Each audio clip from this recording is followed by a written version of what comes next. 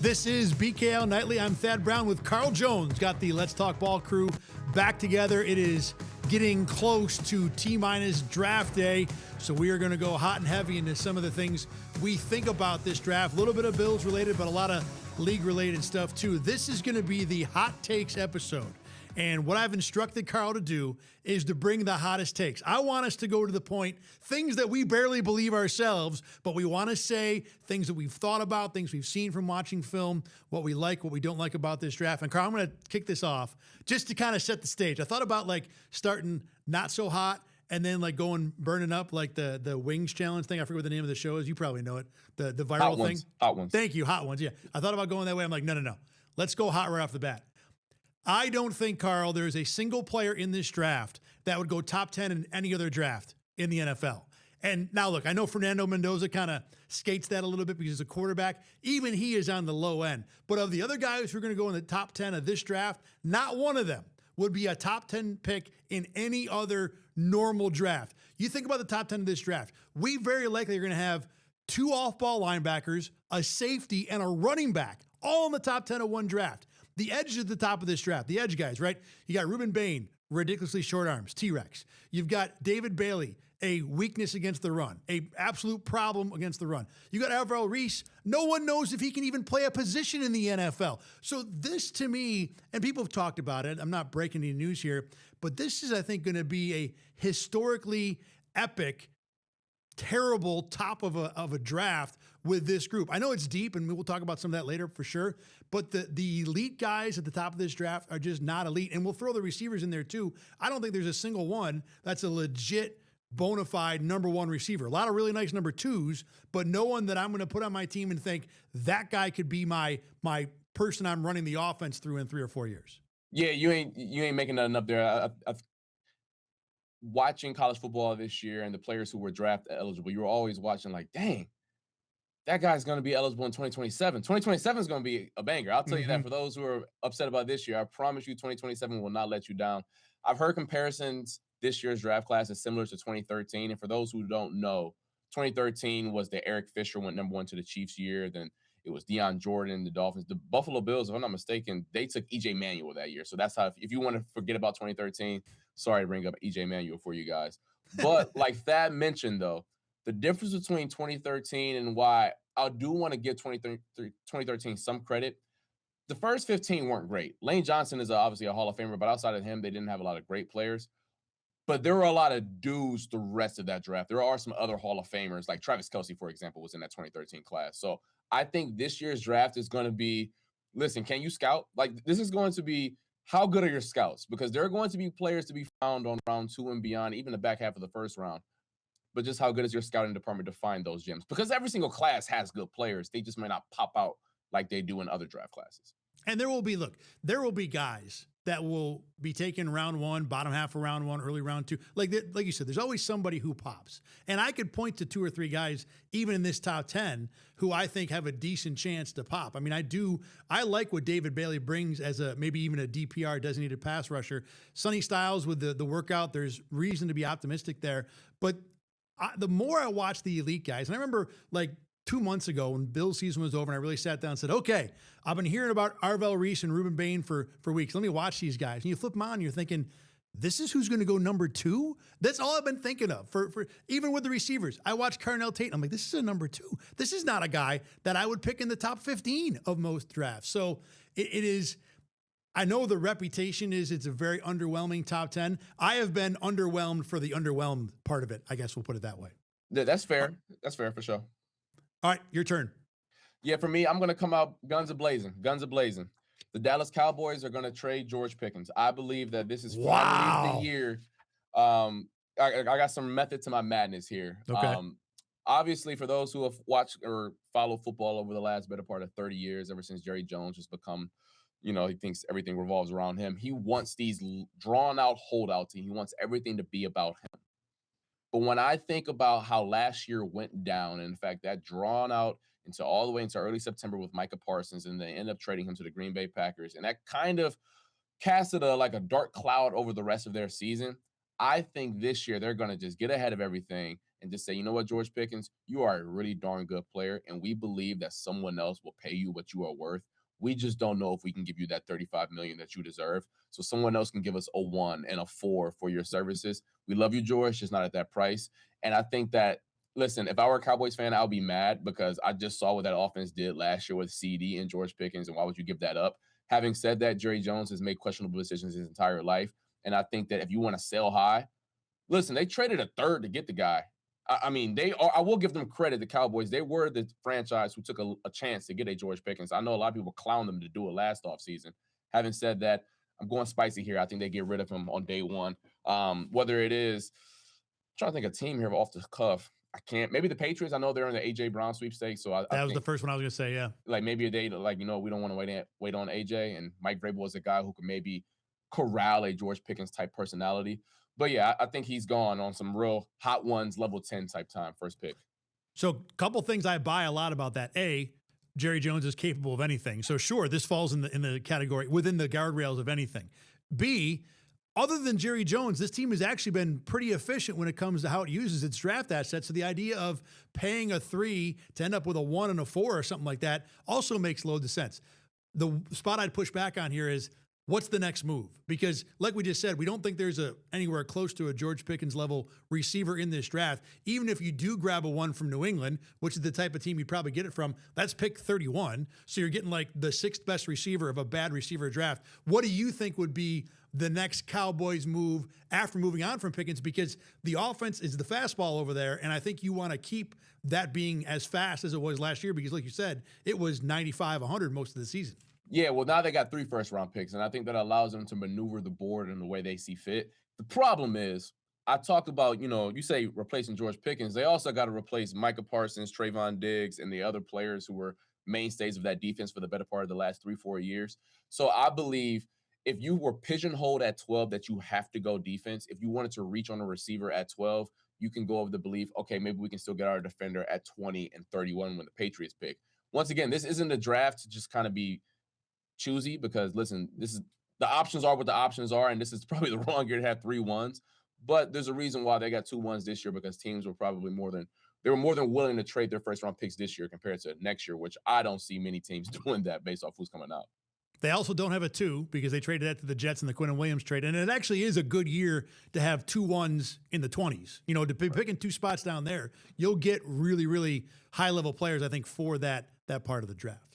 Okay, my turn again. We're going to back off on the spiciness a little.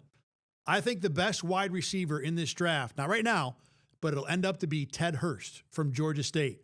The 6'4", 4.4 running superstar from obviously a mid-major type college. Look, when you have those measurables, right off the bat, that puts you in a spot where you can be successful in the NFL. I know he had to add weight just to get to 205 in the offseason. So if you're 6'4", 190, a stiff breeze is going to blow you over. I know that the route running needs a decent amount of polish, and there are questions about whether or not he can hold up and press. But again, I'm saying the best receiver in this draft, which I've already said the bar is set pretty low. So Ted Hurst, by the way, is going to go probably round 3, maybe even early round 4. But again, I think the measurables are too good to overlook, and I'm going to need him to fall into a good system and a good spot for me to hit on this prediction. But considering, again, the competition, I feel pretty good about Ted Hurst being number 1 in this draft when we think 3-4 years down the road. When you talk about traits at the wide receiver position, he has them in spades. You talk about big boy on the outside, can run, can jump as well, which I also think is an underrated trait with the big boys. Sometimes they're tall and they can't jump, and it's like, well, you're tall for no reason type of thing. So I do think that could translate. When I watch him, the one thing I will say, though, there are times where I'm like, can I get a little bit more nasty out of this 6'4", 200 guy? And that's probably because you just alluded to, he was 190 last year. He probably wasn't able to bully players. But listen, if you go down the line of the top receivers in this year's class, Carnell Tate, Mekhi Lemon, Jordan Tyson, they all have things in their games where you're like, yeah, I'm hesitant to really make you the guy. Well, listen, why not swing for the fences and go after a player who has traits in abundance, and you pray that your guys and coaches in the building can coach him up? And I think if he had gone to a Power Four school, he's probably a no-brainer first round pick. Again, in this draft, even with the size and route running concerns, I think there's just too much good there. I know Georgia State's a big question, and that's fair. But for example, with the Bills, if Buffalo nabs him in round 3 and they get maybe an edge of whoever it is in round 1, I feel great about Buffalo's first couple picks in this draft because I think Ted Hurst has a ridiculous ceiling for a guy who's going to go in round number 3. You are up next with your second hot take. This hurts me. This one hurts because I love him. I've been loving him since he was 18. Caleb Downs, I got a feeling is going to fall out of the top 15. And this has nothing to do about who he is as a player because I truly believe he is going to be a plug and play 10 to 12 year starter in the National Football. Like I truly think he's that type of player. But when you talk about safeties in particular, they already fall. They just get the ding because of positional value. I love Kyle Hamilton. I think everybody in their mama love Kyle Hamilton coming out, and he still dropped. I'm putting that quotation marks for those who are listening. To 14, right? Even though he was 6'4", 200 plus pounds, had good range, he was a blitzer, and he still fell to 14. Caleb Downs is not that. He is 6 foot, 200 pounds around that area, doesn't have these elite ball skills. And I know we've talked about this draft being somewhere where it's a little bit light at the top in terms of blue chippers. Even he, I think, will get dinged for the positional value because I have a feeling that the team's ahead of like that 10 spot, which I think he's being mocked to for the Cincinnati Bengals. They may go after the traits and the high upside players. They maybe offensive tackles go off the board where like a Monroe Freeling and then Spencer Fano and then all of those players start going off the board. Maybe a couple defensive ends and Mekhi Lemon maybe gets up there, Jordan Tyson. And then I was like, all right, at some point, maybe it's the Jets at 16. It's like, all right, he's a good player. Let's stop the fall here. I got a vibe. If he gets past Cincy at 10, there's a chance that he can go for a free fall. I like bringing up the safeties here because I actually have one, too, not nearly as hot, but I'm going to talk about it in a second.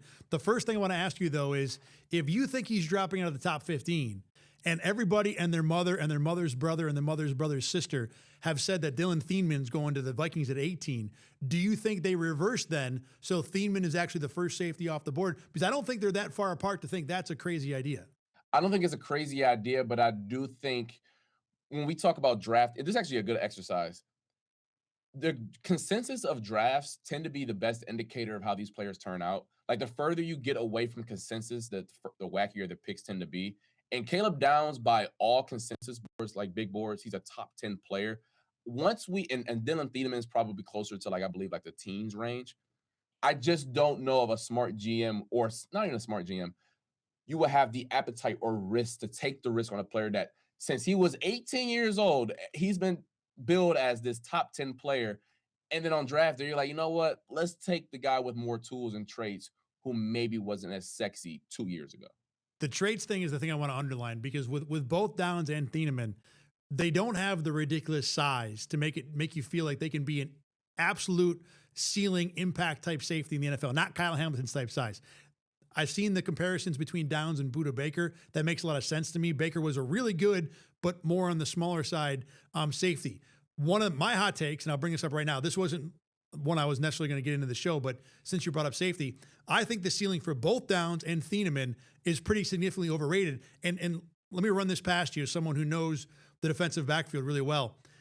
I think a lot of the reason people like both these guys is they look at them and say, this is a modern safety. These are both guys that you can play at the free, you can play at the strong, you can put them in the nickel, you can move them all around, which I'm not saying is not valuable. What I do think, though, is Cole Bishop is already kind of that for the Bills.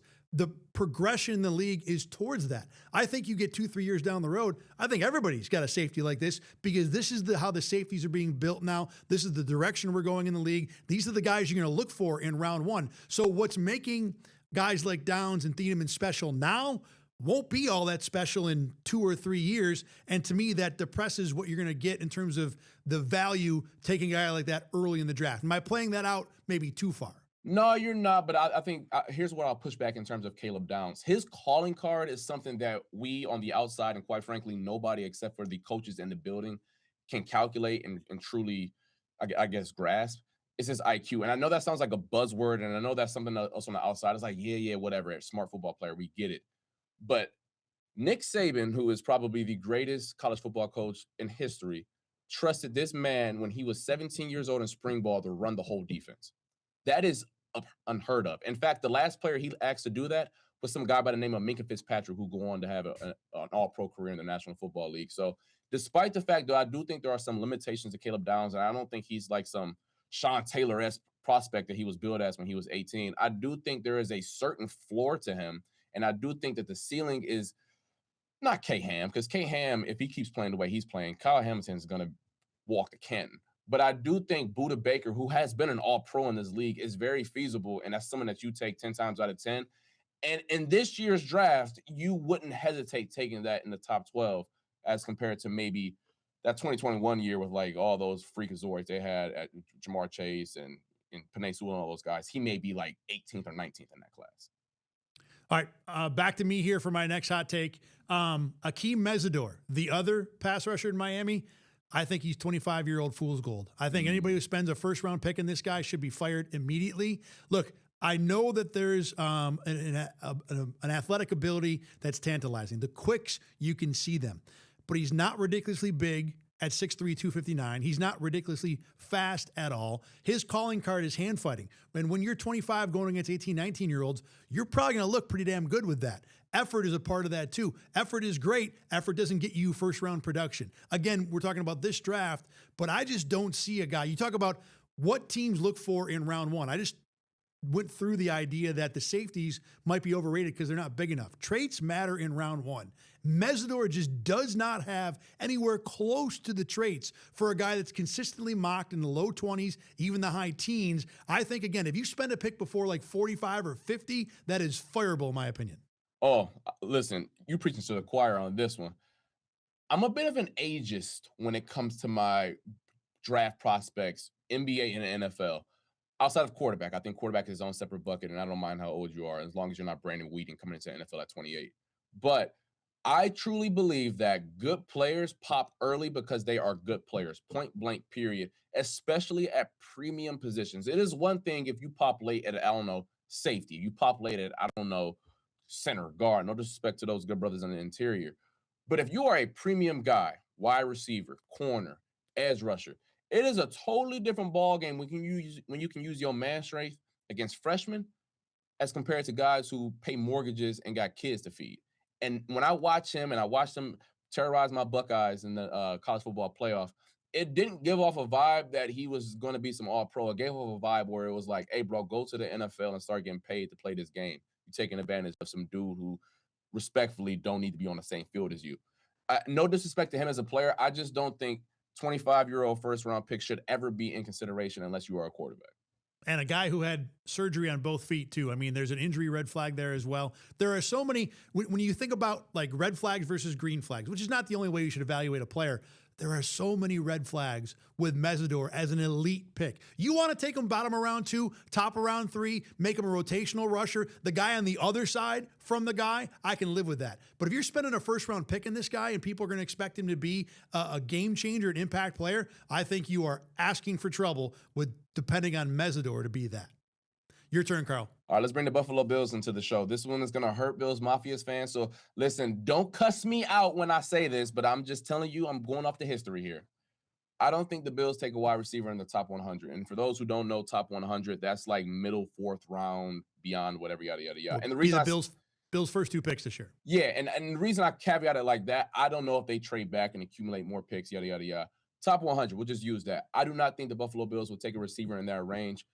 If I go off of the evidence, since Brandon Beane became GM in 2018, they have taken one wide receiver in the top 100.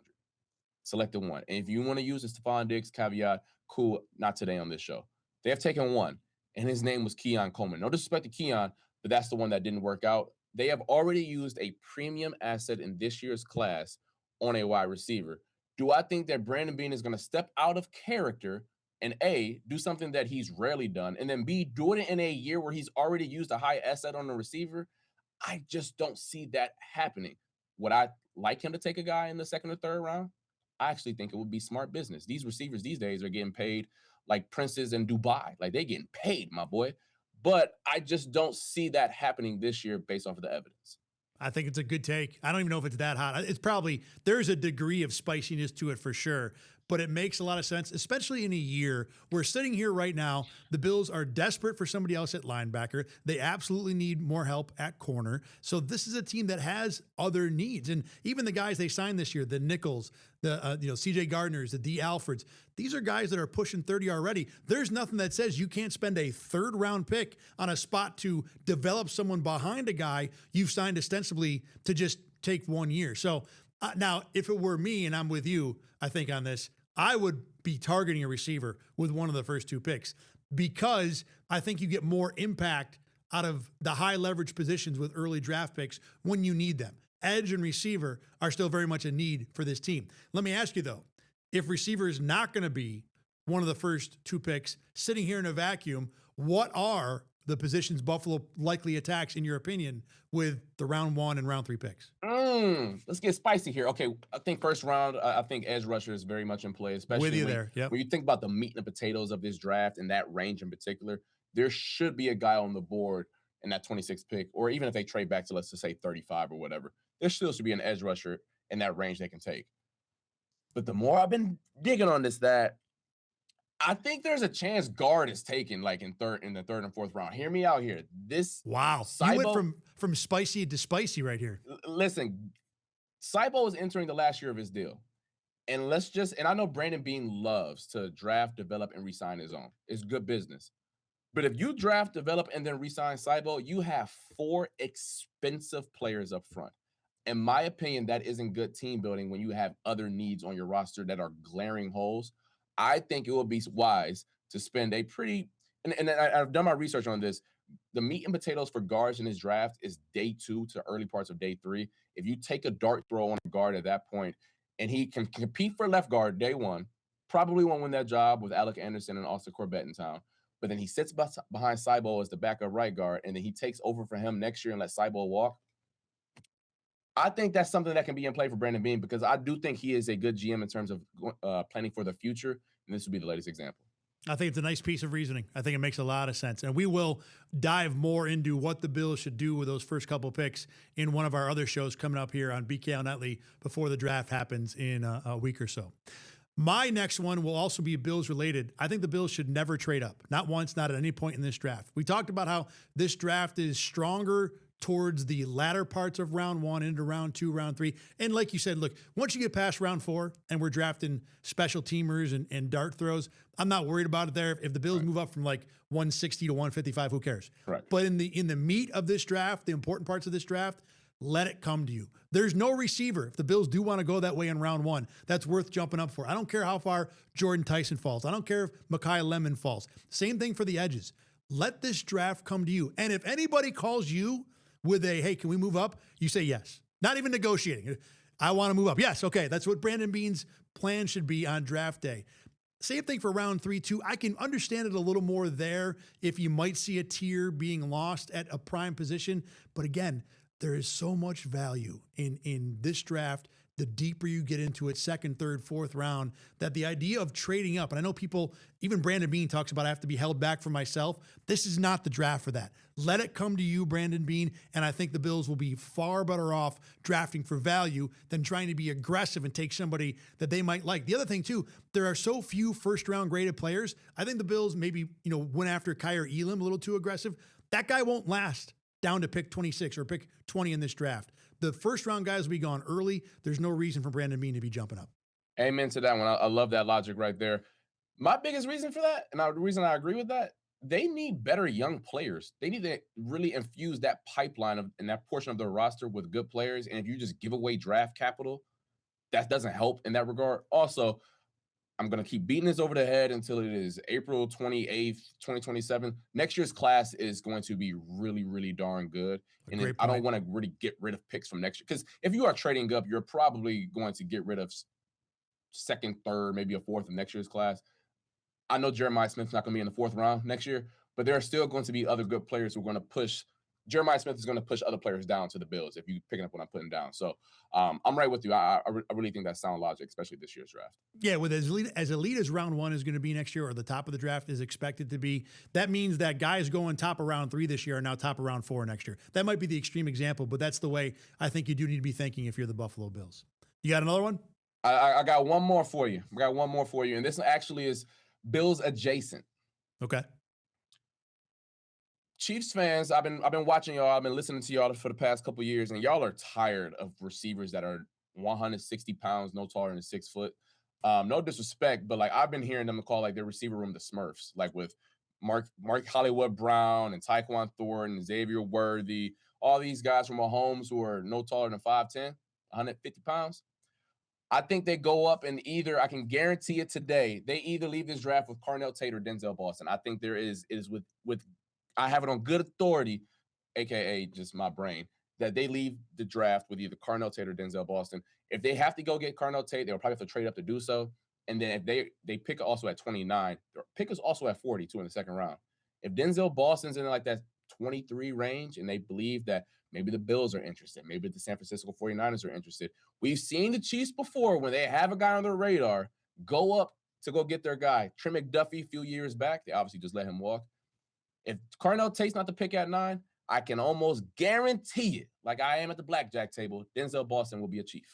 I think they could take Tate at 9. I don't think they have to trade up to get. Now, Washington is the team that I think might be in the way for that at 7. But if he gets past the Commanders, I think Tate would be available. But if I'm the Chiefs, I think you might want to get a big boy, whether it's Reuben Bain if he falls or an offensive lineman at 9, and then go for your receiver. But Boston with their second or third pick makes a whole lot of sense. I think, I don't even know if this is a hot take. I think this is a expected to happen kind of take, because you're right.